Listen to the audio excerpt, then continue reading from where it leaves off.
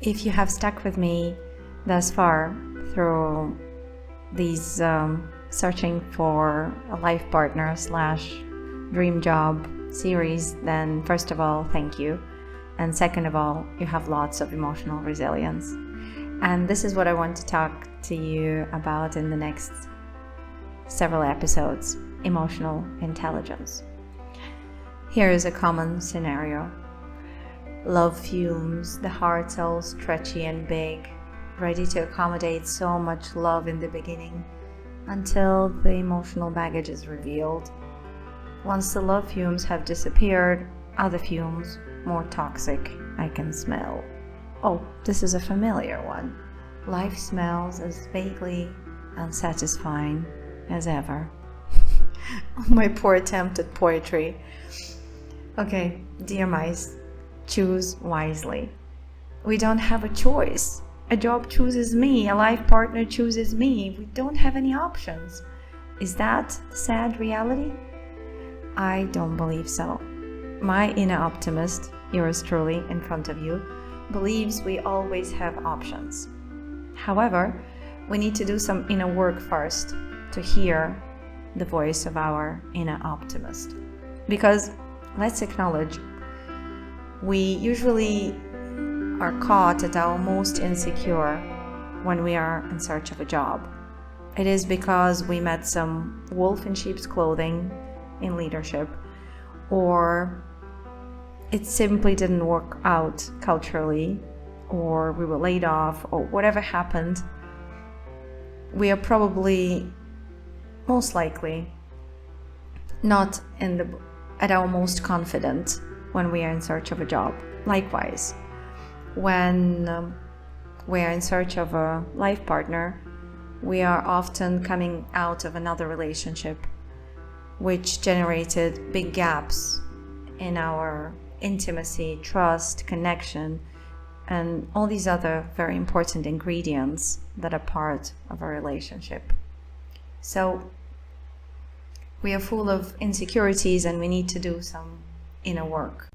Full of insecurities? You are laying it on a bit thick with the pessimism today. The optimist. It's my job to be pessimistic around here. There is a pattern here. We are caught at our most insecure when we are in search of a job. Yet insecurities are the most unattractive to employers. Ironic, yet that's when we need to search. Or do we? Of course we do. Bills don't wait. Life is full of idiots asking stupid questions. Again, the same pattern. We are caught at our most insecure when we are out of a relationship, so it's probably not best to go in search of another soulmate straight away. Insecurities are not attractive.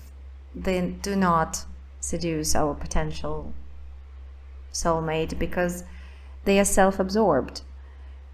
And we need that time to be self-absorbed, to figure out our problems and to put our life back on track.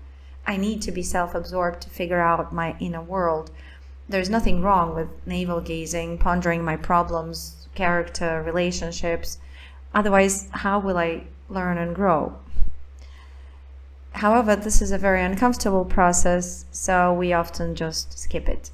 Inner work is uncomfortable. Emotional baggage that we didn't go through, well, there might have been quite a lot accumulated over the years. Insecurities are unattractive. It is uncomfortable to look upon my own insecurities. Has someone breached my trust? Friendship? Have I engaged in unhealthy conflict? You can probably see from the illustrations here that I'm using again the Swiss cheese risk management model for relationships. I've adapted it for relationships. We mice are obviously fond of Swiss cheese and the Swiss cheese risk management model. Let me just explain here real quick what the Swiss cheese risk management model is. Basically, it's a series of unfortunate events that, when aligned, lead to an accident. each one of these events is represented by a slice of cheese with holes in it, right? So let's take a practical example. Let's say there's a driver who is on unfamiliar road. So that's the first slice of cheese. This driver is already tired, so his physical aspect is breached. So that's the second slice of cheese. He's already tired, he's exhausted. And let's say the third slice of cheese, he's driving at night when visibility is lower. So when these three align, the likelihood of an accident is a lot higher. Likewise, when a person has trust issues, intimacy issues, connection issues, so those slices of cheese are having multiple holes, sometimes events, circumstances in our lives will align so that that relationship ultimately breaks down. But bear with me, because these holes, they represent insecurities in my relationships.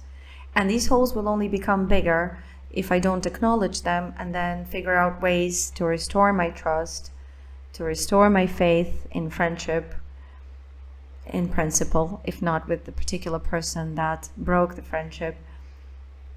I need to analyze ways to engage in healthy conflict again. Otherwise, this insecurities, which I just mentioned, these three, will become crippling. They will become a crippling, draining awareness of my limitation. Oh, I cannot engage in healthy conflict. Oh, I cannot have friends again. Oh, I cannot trust people again. So once we've done that inner work, once we've processed that emotional baggage, these insecurities are not a crippling, draining awareness of my limitations anymore. They become work in progress. They become vulnerabilities. And vulnerabilities, they are attractive for deepening a relationship, right? Because they show that you've done the inner work, and they show my ability to see potential for growth. They see the ability to be friends again, to trust again, and to engage again in healthy conflict, as an example. So, in conclusion, we come out of a deeply personal relationship or a professional relationship with insecurities. It's up to us whether we leave them locked within our psyche, and then their limitations carved in stone or carved within our neurons or hearts, unless we decide to work on them, to unlock them. And then they become vulnerabilities. They become work in progress. It's again that fixed mindset versus growth mindset, which is so attractive and appealing both to employers and to potential dream partners. A growth mindset acknowledges that we are constantly work in progress and that we do have vulnerabilities, and it's okay to have them. And this is where our confidence comes from. Confidence is not being invulnerable. Confidence is acknowledging that we have plenty of areas where we are vulnerable, where we are work in progress, but we're using our creativity to work on them, to find ways to be strong with them, with these vulnerabilities, and not despite them.